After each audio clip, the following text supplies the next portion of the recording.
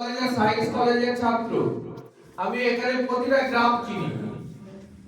এখানে 95% বাংলাদেশ থেকে আসা মানুষ। কে না জানে? কেন্দ্রীয় গোয়েন্দা থেকে শুরু করে রাজ্য গোয়েন্দা, পুলিশ, রাজনীতিবিদ, সমস্ত আধিকারিক জানে। অথচ এমন একটা ভাব কেউ কিছু জানে না। আবার আমাদের এমন একটা ভাব তৈরি হয়ে গেছে আমরাও যেন বাংলাদেশ থেকে আসি। এই যে একটা মজার জায়গা তৈরি হয়েছে, তার জন্য সবথেকে ভোগান্তি কাদের হচ্ছে? সবথেকে ভোগান্তি আমাদের হচ্ছে। এই ভাবের ঘরে থাকাটা বন্ধ করতে হবে।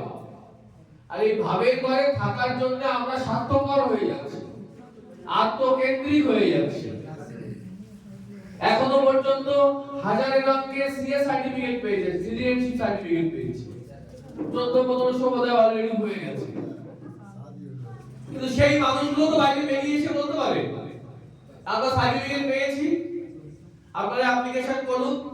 এসআইআর এর হিয়ারিং যেখানে হচ্ছে সেখানে আমার সার্টিফিকেট দিলেই সবাই অফিসাররা একে অপরের মুখের দিকে তাকাচ্ছে, এই কি সর্বনাশ হয়ে গেল আমাদের। এই লোকগুলোকে এতদিন ধরে যে বিভিন্নভাবে মানসিক অত্যাচারের মধ্যে রাখা যেত তা তো রাখা যাচ্ছে না। তাহলে আরো প্রচার করো যাতে এরা ঘর থেকে আর না বেরোয়।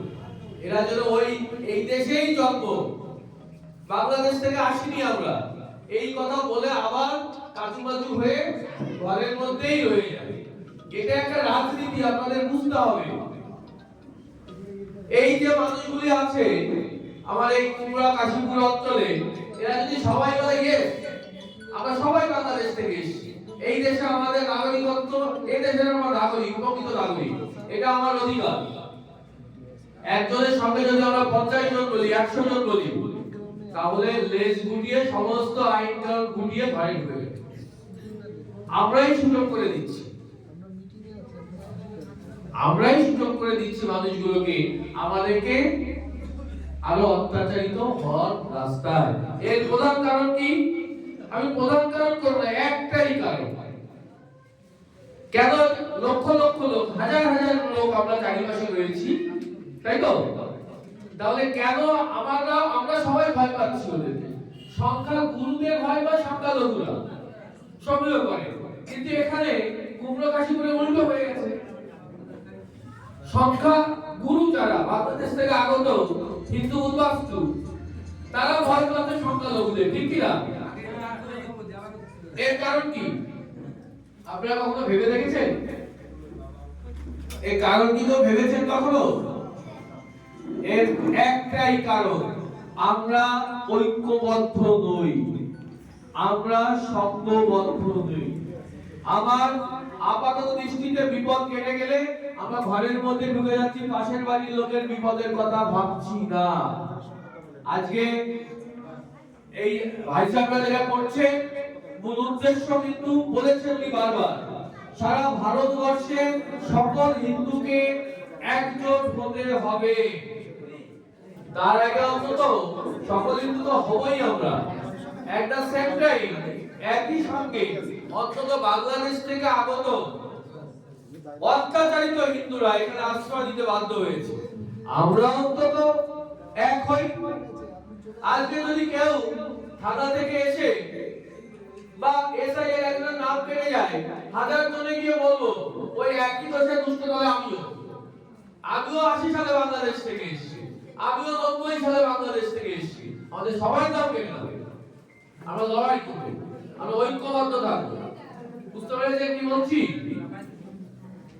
ডিআইপি অফিসার চলে আসে কোন পুলিশ ভেরিফিকেশন জন্য, পাসপোর্ট বা এর জন্য, ওই ডিআইপি অফিসার সব জানে, তাও এ প্রমাণ ও প্রমাণ এবং বিভিন্ন ভাবে দিয়ে আমাদেরকে অত্যাচার করে, বিভিন্ন ভাবে আমরা নির্যাতিত করি।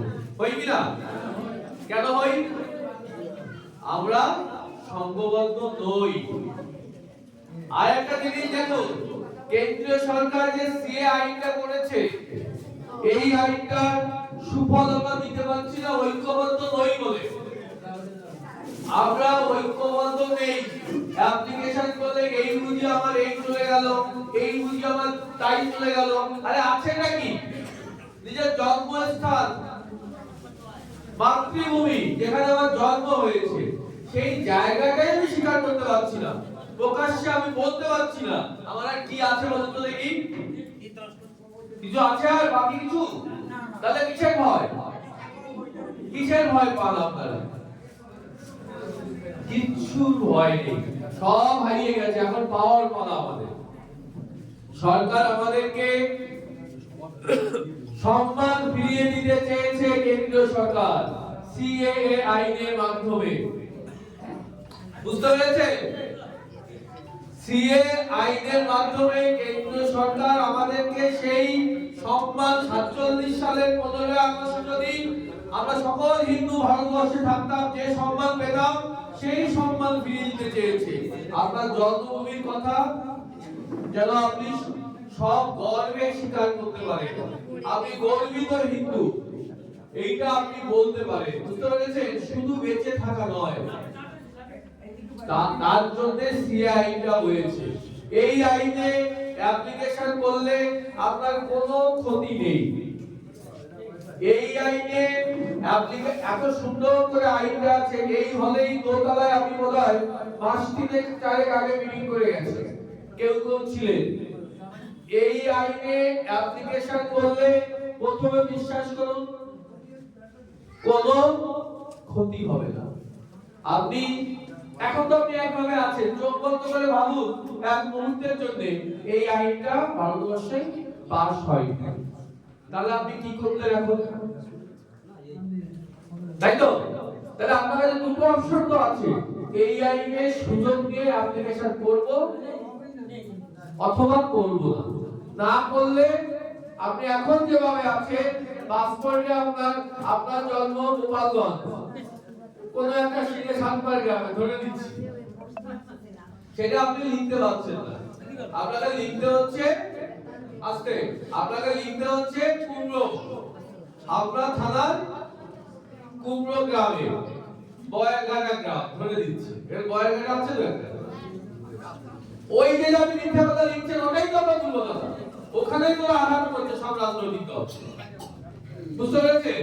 যদি আপনি সত্যি কথা সার্টিফিকেট এসে যায় যে আপনার বয়ারঘাটায় জন্ম নয়, আপনার জন্ম বাংলাদেশের সাতবারে, ঠিক আছে না? তাহলে কি আমার ভয় আর থাকবে?